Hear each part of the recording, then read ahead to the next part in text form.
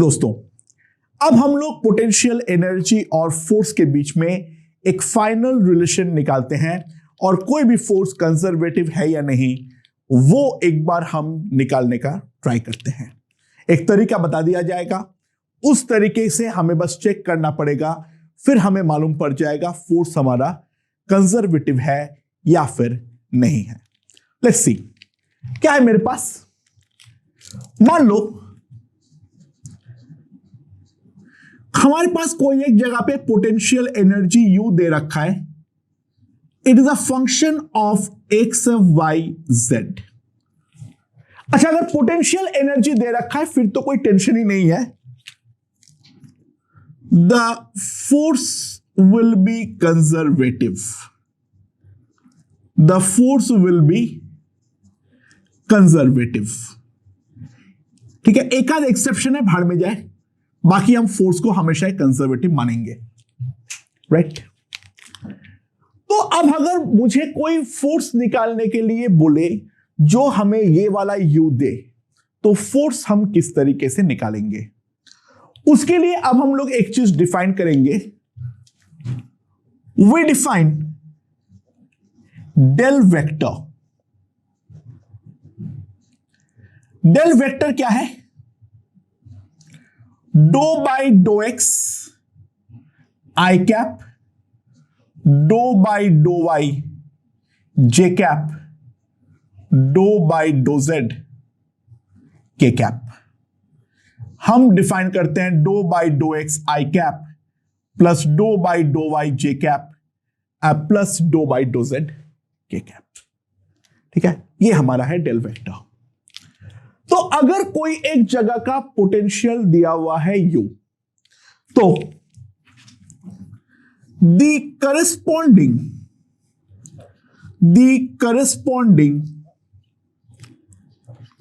Conservative force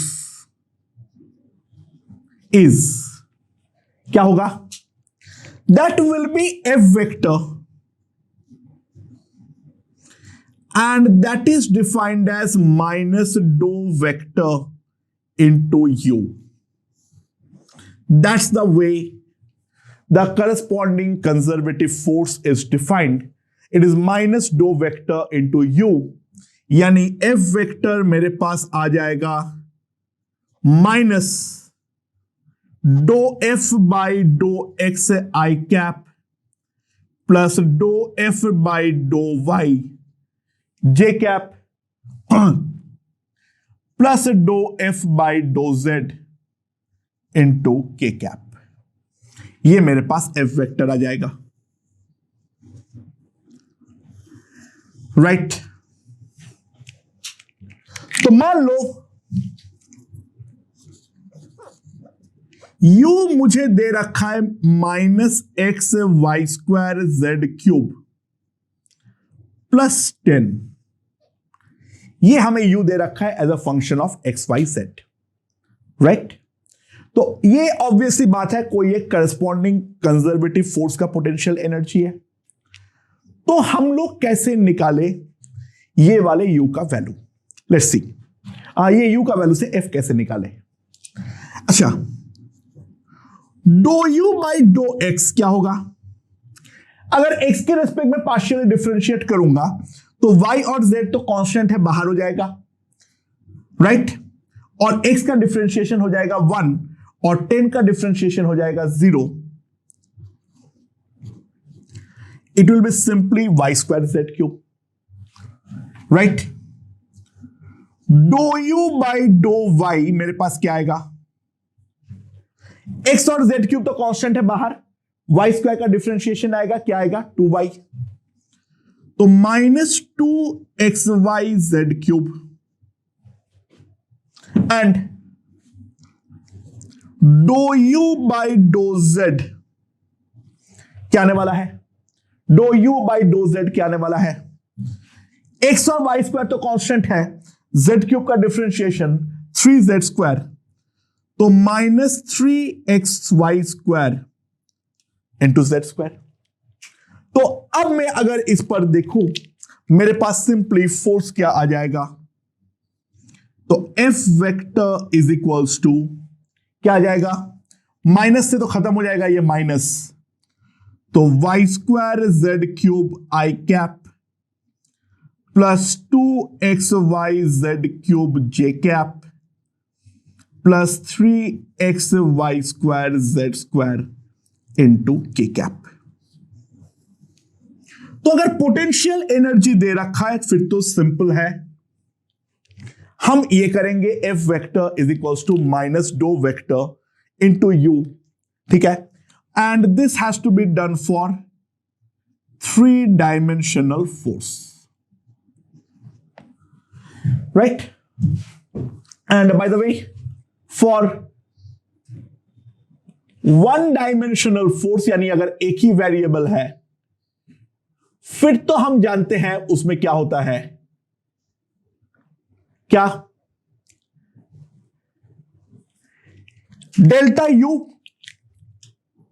यानी अगर force को मैं इंटीग्रेट करूंगा तो minus F vector dot d r vector from the initial position to the final position, और एफ वेक्टर अगर मुझे निकालना हो that will be minus simply d u by d r into r cap. तो ये दोनों रिलेशन मुझे मालूम है, ठीक है, 1-डायमेंशनल के लिए मामला तो मैं जानता हूं, ठीक है, 3-डायमेंशनल के लिए अगर मैं पोटेंशियल एनर्जी को निकाल दे रखा है तो वहां से मैं करस्पॉन्डिंग कंजर्वेटिव फोर्स तो निकाल पाऊंगा। यू दे रखा है यानी हमारा फोर्स जो होगा वो तो हम कंजर्वेटिव ही मानने वाले हैं। हाँ, प्रॉब्लम ये है अगर हमें फोर्स दे रखा है यानी to check weather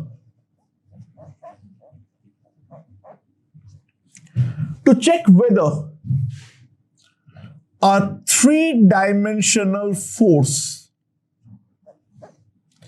is conservative force or a non-conservative force, ये हम किस तरीके से निकालेंगे, अब ये हमारा इंपॉर्टेंट सवाल है, राइट।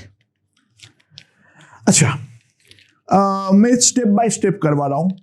लोग शुरुआत में क्या कर रहा था, अच्छा देखो,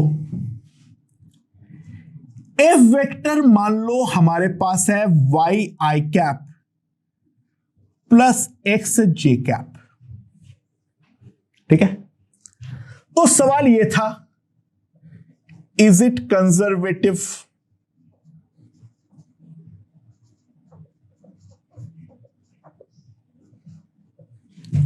सवाल यह है जो इज इट कंजर्वेटिव और नॉट। अच्छा, एफ वेक्टर अगर वाई आई कैप, अच्छा ये 3-डायमेंशनल है, इसका 3rd डायमेंशन का वैल्यू 0 है बाय द वे, ठीक है ना। एफ वेक्टर है मेरे पास y i cap plus x j cap, और डिस्प्लेसमेंट डीएस वेक्टर में क्या लिख सकता हूं, that will be simply dx i cap plus d y J cap, right. तो डी यू अगर मैं देखूं, d u will be simply minus F vector dot ds vector, right, and that can be written as minus y dx plus x dy। देखो, conservative होने के लिए जो main criteria है, मुझे ये चीज इंटीग्रेट करना आना चाहिए without any knowledge of path.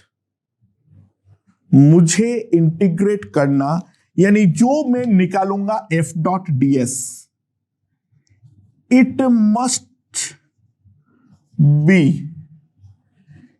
Integrated without any knowledge of path. Path के बारे में मुझे कोई आइडिया हो या ना हो, उसके बाद भी ये इंटीग्रेट होना चाहिए। देखो राइट नाउ तो ये इंटीग्रेट होते हुए दिख नहीं रहा है, क्योंकि y के साथ dx बैठा हुआ है और x के साथ dy बैठा हुआ है। सो लिखता हूं वापस एक बार और थोड़ा सा ऑब्जर्व करने का ट्राई करता हूं।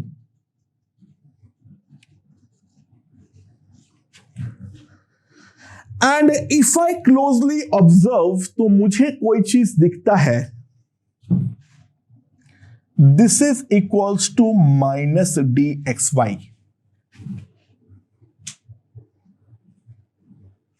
x कांस्टेंट रख के y का डिफरेंशिएशन, y कांस्टेंट रख के x का डिफरेंशिएशन, तो du मेरे पास आ गया है minus d into x into Y.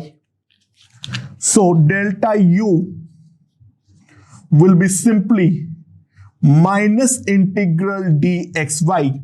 Initial point और फाइनल पॉइंट मुझे अगर मालूम है तो x1 इंटू y1 मालूम है, x2 इंटू y2 मालूम है, तो x1 y1 का इनिशियल वैल्यू से x2 y2 का फाइनल वैल्यू तक, तो ये कितना आ जाएगा minus xy from x1 y1 to x2 y2, तो ये आ जाएगा x1 y1 minus x2 y2। तो क्या ये फोर्स कंजर्वेटिव है? जी हां, हम पोटेंशियल एनर्जी निकाल पाए हैं। सो जी हां,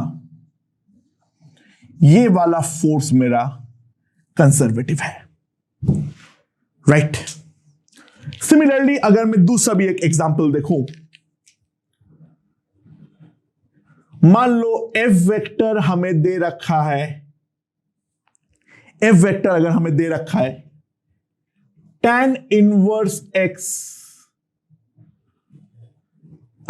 tan inverse y i cap plus x by 1 plus y square into j cap. क्या ये वाला फोर्स मेरा कंजर्वेटिव है या कंजर्वेटिव नहीं है? मुझे अगर ये निकालना हो तो सिंपल सा तरीका वही है, अगेन ds वेक्टर लिखो, ds vector will be dx i cap plus dy j cap, ठीक है। तो f डॉट ds मेरे पास क्या आएगा, tan inverse y into dx plus x by 1 plus y square into dy। And if we see this is equals to d into x tan inverse y। पहले tan inverse y को constant रख के x का differentiation कर दो, तो तुम्हारे पास क्या आ जाएगा, तुम्हारे पास क्या आ जाएगा, ध्यान देना, tan इनवर्स y dx, और फिर x को कांस्टेंट रख के tan इनवर्स y का डिफरेंशिएशन आ जाएगा dy by 1 plus y square. तो अगेन इसको मैं इंटीग्रेट कर सकता हूं। सो ये वाला जो है, this is a conservative force,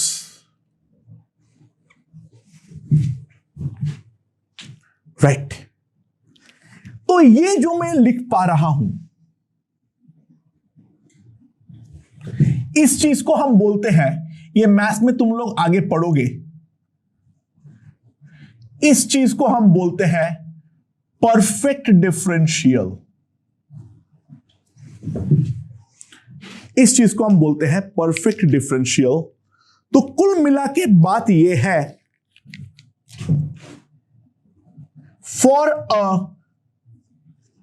force to be conservative, बहुत ही सिंपल सा चेक है, f vector dot ds vector must be a perfect differential। देखो ये वाला जो मैं लिखा हूं ये हमेशा ट्रू है, बट समस्या यहां पर एक ही है, हमें परफेक्ट डिफरेंशियल हमेशा दिखेगा नहीं यार, राइट? यानी परफेक्ट डिफरेंशियल देख पाना बहुत ज्यादा मुश्किल होता है। यानी चलो यहां पर तो ठीक है, यहां पर तो ठीक है क्योंकि हमारे पास छोटे फंक्शंस थे, लेकिन अगर मान लो बहुत बड़े बड़े दे रखे हैं तो in that case perfect differential का देख के चेक करना बहुत ही ज्यादा मुश्किल रहेगा। अब यहां पर देखो डी ऑफ एक्स वाई दिखना चाहिए, यहां पर tan इनवर्स y का डिफरेंशिएशन है वो ये चीज दिखना चाहिए, लेकिन एक्चुअल में जब बड़े फंक्शंस अगर आ गए तो ये देख पाना हमारे लिए काफी ज्यादा मुश्किल रहेगा। देखो अगर परफेक्ट डिफरेंशियल दिखा फिर तो सही है, लेकिन अगर नहीं दिखा तो एग्जाम हॉल में हमेशा हमारे मन के अंदर बैठा रहेगा क्या एक्चुअल में परफेक्ट डिफरेंशियल के फॉर्म पे लिख नहीं सकता हूं या मुझे नहीं दिख रहा है, right?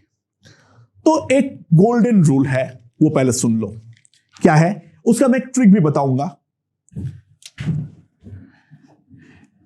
For any conservative field, for any conservative field, ध्यान देना एक चीज, del vector cross F vector must be equals to 0 for all x, y, z. Del vector cross F vector इसको हम बोलते हैं कर्ल ऑफ अ फोर्स, इसको हम लोग बोलते हैं कर्ल ऑफ अ फोर्स। अगर कोई भी कंजर्वेटिव फील्ड लिख दिया, सॉरी, फोर्स, उसका जो कर्ल होता है that has to be always perfectly 0। यानी व्हाट इज द कर्ल, ध्यान देना, do by dough X I cap plus dough by dough Y J cap plus dough by dough Z K cap cross F vector. F vector को मैं क्या लिख सकता हूं, F I cap plus G J cap plus H K cap. यानी F G H जो है वो एक्स वाई जेड के 3 अलग अलग फंक्शंस है, राइट? ये हमारा आइडेंटिकली हमेशा 0 होना जरूरी है, अदरवाइज ये जो है उसका कर्ल बच जाएगा और वो फोर्स कंजर्वेटिव नहीं होगा। और क्रॉस प्रोडक्ट को हम लोग हमेशा देखते हैं in the form of determinant, therefore determinant I cap J cap K cap dough by dough X do by dough Y do by dough Z F G H that must be identically 0 for all possible values of x, y, z। यार solve करके 0 नहीं आएगा, ये 0 आ जाना चाहिए। 0 मतलब 0 vector, 0 मतलब 0 vector के बारे में बात कर रहा हूं। ऑब्वियस सी बात है, cross product is a vector thing, तो 0 वेक्टर आइडेंटिकली आना चाहिए, तभी वो फोर्स को हम कंजर्वेटिव बोलेंगे, अदरवाइज हम कंजर्वेटिव नहीं बोलेंगे। तो कोई भी फोर्स का कर्ल जो है वो 0 होने पर ही वो वाला फोर्स हमारा कंजर्वेटिव फोर्स निकलने वाला है। Let's see one example, okay.